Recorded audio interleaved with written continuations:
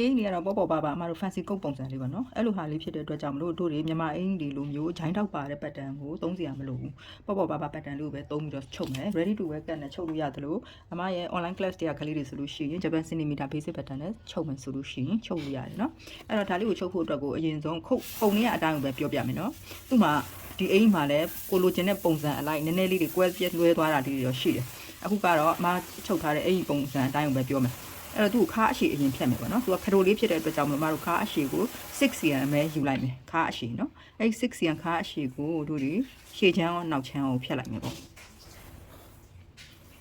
ရှေ့ချမ်းနောက်ချမ်းကိုဖြတ်လိုက်မယ်ပြီးရင်ရှေ့ချမ်းကိုတို့က3ပုံပုံလိုက်မယ်နော်ဒီအခုဖြတ်လိုက်တဲ့အတိုင်းတောင်တိုင်းကြည့်ပြီးလို့ရှိရင်3ပုံပြီးလို့ရှိရင်ဒီအရှိပထမအပုံပေါ့နော်ဒီပထမအပုံမှတ်ထားမယ်ခုနကတို့ခါမြကနေပြီးတော့ချလိုက်တာက 7cm เนาะအဲ့ဒီကနေပြီးတော့အပေါ်ကို 3cm ပြန်တက်မယ်ဒီဘက်ကလည်း 3cm ပြန်တက်မယ်ပြီးရင်ခုနပုံလိုက်တဲ့အပုံလေးကနေပြီးတော့အဲ့ဒါလေးကိုပုံစံလေးဖော်လိုက်တာပေါ့เนาะကိုလိုချင်တဲ့ပုံလေးကဒါမျိုးလေးဖြစ်တဲ့အတွက်ကြောင့်မလို့အချုံလေးလိုချင်လို့အချုံပုံစံလေးဖော်လိုက်တယ်ရှေ့ချမ်းအောင်ဒါမျိုးပြီးသွားရင်နောက်ချမ်းကိုလည်းရှေ့ချမ်းနဲ့ညီအောင်လို့ဘေးကနေ 3cm တက်မယ်သူ့ကိုလည်းအမတို့ဒီမှာရှေ့ချမ်းမှာလုပ်တယ်လို့ကိုပုံစံဖော်ခြင်းဖော်လို့ရတယ်နော်ဒီမှာတော့အမပုံမှန်ရိုးပုံလေးပဲဝိုက်လိုက်မယ်နော်ဒီလိုလေးပဲဝိုက်လိုက်မယ်အဲ့တော့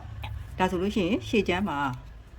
ကျဲသီးစာကထုတ်မယ်ကျဲသီးစာကတို့အရှိကနေပြီးတော့ 1.5cm ထုတ်မယ်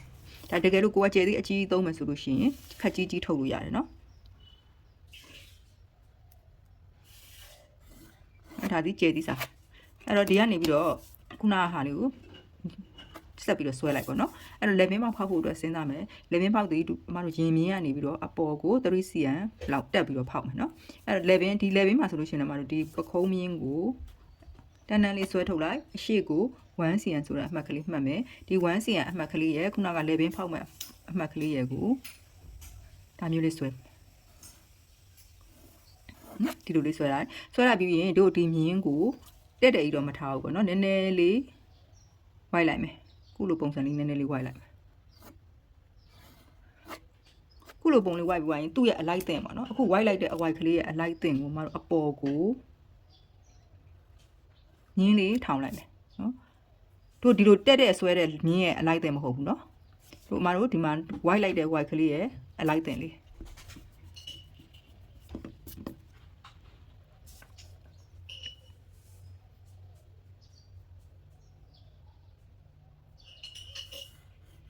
အခုလိုလေးမြင်းမက်ကလေးထောင်ပြီးပါရင်နောက်ချမ်းကကြတော့တို့ဒီကနေဒီထီကိုတိုင်းထားမယ်တိုင်းထားတာကဥပမာအမ9လို့သတ်မှတ်ထားလိုက်မယ်ပေါ့နော် 9cm ရတယ်ပဲထားပါတော့အဲ့တော့ဒီကနေပြီးတော့အမတို့ 9cm ကိုသတ်မှတ်လိုက်မယ်နော်သတ်မှတ်ထားလိုက်မယ်ဒါကယာယီပဲမှတ်တာအပြီးမှတ်တာမဟုတ်သေးဘူး 9cm မှတ်မယ်ပြီးတို့ကဂုတ်ကျိုးပြဘယ်လောက်လိုချင်လဲဆိုတော့ 4cm ယူမယ် 4cm မှတ်ထားမယ်နော်မှတ်ထားပြီးရင်တို့ဒီမှာလဲ 4cm ပေါ့ဒီကနေပြီးတော့လဲ 4cmတကယ်လို့ကုံကျိုးပြကြီးလိုချင်တယ်ဆိုလည်းယူလို့ရတယ်နော်အဲ့တော့ဒီကောင်လေးနဲ့ဒီကောင်လေးနဲ့ကိုမတို့ဆက်လိုက်မယ်နော်ဆက်ပြီးတော့အဲ့ကြတော့မှတို့ကဒီမှာ 9cm နောက်ချမ်း level တိုင်းခဲ့တာရှိတယ်အဲ့ဒီနောက်ချမ်း level 9cm ကိုဒီမှာလာပြန်တိုင်းမယ်နော်ဒီမှာလာတိုင်းတော့ဒါမှ 9cm ဒီကနေပြီးတော့ဒီဘက်ချမ်းကိုတို့ကထောက်မှန်ကြလေးပြန်ထွက်မယ်နော်ဒီလိုထောက်မှန်ကြလေးပြန်ထွက်မယ်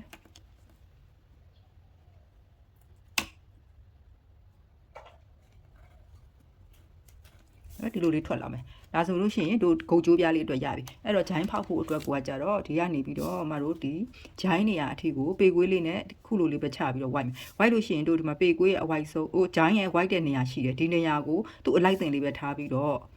အပေါ်ပိုင်းလေးကိုပဲမတို့ကဝိုက်ယူတဲ့သဘောပေါ့နော်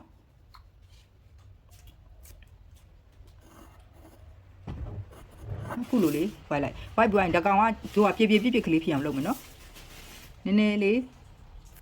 ပေကွေးကြိုက်တဲ့အချိန်ကျရင်တစ်ချက်တည်းမရလို့ရှိရင်နှစ်ချက်ဝိုက်ပေါ့ခုလိုလေးနည်းနည်းပြပြကလေးဖြစ်အောင်ဝိုက်မယ်ပြီးတော့မှဒီကောင်ကိုမတို့ဒီချိုင်းကြီးကကျယ်နေတာဖြစ်တဲ့အတွက်ကြောင့်မလို့သူ့ကိုထောက်စားမယ်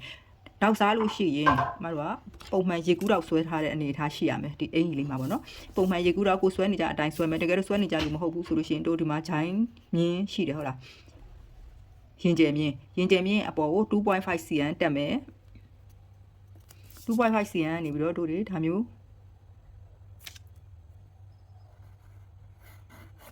ဆွဲထားတဲ့ရေကူးတောက်ကလေးရှိတယ်အဲ့တော့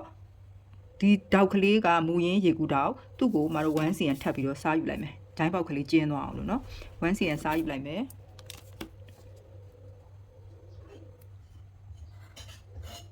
အဲ့ဒီတောက်ကလေးကိုတို့ကထပ်ပလိုက်ပါပြီးတော့ 11ကိုလည်းတို့က 1cm သွားပြီးတော့ထောက်ထိုးမယ်နော်ဒီတောက်ကလေးကိုလည်းမတို့ထပ်မယ်ဒါမှ11ပေါက်ကလေးကလည်းကျင်းသွားမှာနော်အဲ့ဒါပြီးတဲ့ခါကျတော့ဒီအင်ကြီးမှာကသူကခပ်ဟိုအပေါ် waist ကုတ်လိုမျိုးလေးပဲဖြစ်တဲ့အတွက်ကြောင့်မလို့ခုတိုင်းလေးပဲဆိုလို့ရှိရင်လည်းရပြီနော်ဒါမှမဟုတ်လို့ရှိရင်ပို့ပြီးတော့တို့ကတစ်ထပ်ထဲဝင်လဲအဆင်ပြေအောင်ကက်ကလေးဖြစ်ချင်နေဆိုရင်တော့ဒီဂျိုင်းပေါက်ကိုမူမတို့အထဲကို 1cm ထပ်ဝင်မယ်ဒီအဆင့်ကကိုလိုချင်တဲ့ပုံမှာမူတည်တယ်နော်တကယ်လို့ခပ်ပွားပွားလေးပဲလိုချင်နေဆိုရင်ဒီအဆင့်ကိုဂျိုင်းကိုဓာတ်တက်ထပ်မစားလို့ရတယ်တကယ်လို့မခုနပြောတို့ fitting လေးလိုချင်နေဆိုရင်တော့ဒီဂျိုင်းပေါက်ကိုလုံးဝ 1cm ထပ်စားလိုက်ပေါ့နော်ရှေ့ချမ်းကိုစားသလိုနောက်ချမ်းကိုလည်းတို့တွေစားပေးရမယ်ပေါ့နော်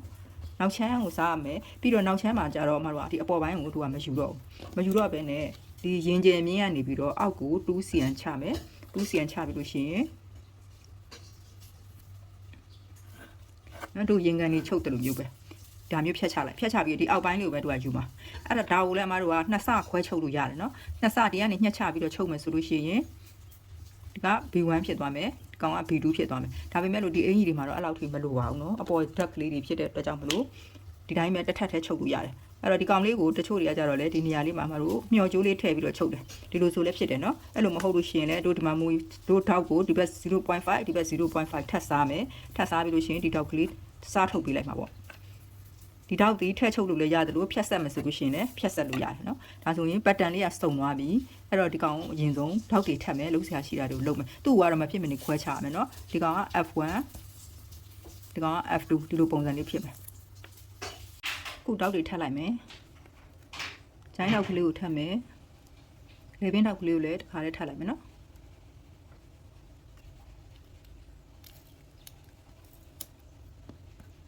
အခုလိုလေးရမယ်အဲ့တော့မှဟိုလိုအပ်တဲ့ပုံစံလေးအတိုင်းခါတိုင်းလုပ်နေကြအတိုင်းပါပဲเนาะဂျိုင်းလေးကိုလည်းပြန်ပြင်ပြီးတော့နည်းနည်းဆွဲယူမယ်ဒီလေပင်လေးကိုလည်းအမတို့လိုက်တင်လေးဖြစ်အောင်ပြန်ပြီးတော့ဆွဲယူပေါ့เนาะပေကွေးလေးနဲ့ညှိเนาะညှိယူเนาะကိုကအမဒီတိုင်းပဲတေးသေးလေးဆိုတော့လက်နဲ့လုပ်လိုက်တာဒါကိုညှက်လို့ရပြီเนาะညှက်ပြီးသွားတော့မှတို့ခုနရေကူးတောက်ထပ်ထားတဲ့ဟာကိုခွဲချမယ်ခုနတိတ်ကပ်လိုက်တဲ့တောက်ကိုပြန်ခွဲချဒီတောက်တွေကိုလည်းစားထုတ်လိုက်မယ်ဒီမှာတောက်ဆွဲတဲ့အချိန်မှာမတို့ရေကူးတောက်ဆွဲတဲ့အချိန်မှာမြန်မာအိမ်ကြီးဆွဲတယ်လို့မျိုးဟိုရင်လုံးစာကြီးတွေထုတ်ပြီးတော့ဆွဲစရာမလိုနော်ရိုးရိုးတောက်ကလေးဆွဲတယ်လို့ပဲအချွန်တောက်ကလေးပဲဆွဲလို့ရတယ်ဒါဆိုရင်ဒါလေးကရှေ့ချမ်းဒါလေးကနောက်ချမ်းပေါ့နော်ဒါဘေးကနေဒီလိုဆက်မှာချုပ်တဲ့အချိန်ကြာလို့ရှိရင်ဒါကိုနှစ်ဆလိုမယ်မြင်အောင်လို့အမဒါရှေ့ချမ်းလေးကိုနှစ်ဆညှက်ထားတယ်เนาะဒါချုပ်နည်းလေးပြောပြခြင်းလို့ဒီကောင်လေးတွေမှာဆိုလို့ရှိရင်မတို့ကွတ်စာညှက်လို့ရှိရင်ခက်ကြီးကြီးလေးညှက်ရမယ်เนาะဒီပခုံးကနေပြီးတော့တောက်လျှောက်အညီယူလာမယ်ဒီလောက်အထိကိုတို့တွေကကွတ်စာကိုညှက်ထုတ်ပြမယ်เนาะဒါမှမဟုတ်လို့ရှိရင်ဒီအနေထားကိုပဲကွတ်စာထက်ညှက်လို့ရတယ်เนาะကွတ်စာကိုကြီးကြီးလေးယူပေးရမယ်ပုံမှန်အိမ်လိုခက်သေးသေးလေးယူလို့မရအောင်เนาะဒါကကွတ်စာပေါ့เนาะအဲ့ဒါပြီးတဲ့ခါကျတော့ဒါကဒီဟာလေးကဒီပုံစံကိုနှစ်ဆညှက်ထားတာเนาะကိုယ်စားညှက်ထားတာမဟုတ်ဘူးအဲ့တော့သူ့ကိုတို့ကဒီ level လိတ်ထိတ်ကလေးကိုအရင်ပူးပေးမယ်ချုပ်တဲ့အချိန်ကြာလို့ရှိရင်သူနှစ်ခု level ထိတ်ကလေးအရင်ပူးလို့ရှိရင်ဒီမှာ green လေးဖြစ်သွားမှာပေါ့အဲ့တော့ခုလိုပုံစံလေးထွက်လာလိမ့်မယ်နော်ဒီအိမ်မှာတော့အမှသဘောတရားတွေထည့်မပြောထားဘူးလုံးဝမဲ့အဆင့်လေးတွေကိုပဲလိုရင်းတူရှင်းပြောပေးထားတဲ့အတွက်ကြောင့်မလို့တကယ်လို့နားမလည်ဘူးဆိုလို့ရှိရင်ရက်မယ်ကြည့်မယ်အဲ့လိုပုံစံလေးနဲ့ကြည့်သွားမယ်နော်ကိုယ်တိုင်လည်းလိုက်လုပ်ကြည့်ပါအကြီးပတ်တန်အကြီးနဲ့မလုပ်နိုင်ဘူးဆိုရင်တော့မှပဲအသေးနဲ့လိုက်လုပ်ကြည့်အဲ့ဒါဆိုရင်မျက်စိတွေမှာမြင်တယ်နော်ဒီတိုင်းကိုထိုင်ကြည့်လိုက်တာနဲ့ကိုလုပ်ကြည့်လိုက်တာနဲ့မတူဘူးနော်ဒါဆိုရင်သဘောပေါက်မယ်နဲ့တူပါတယ်နော်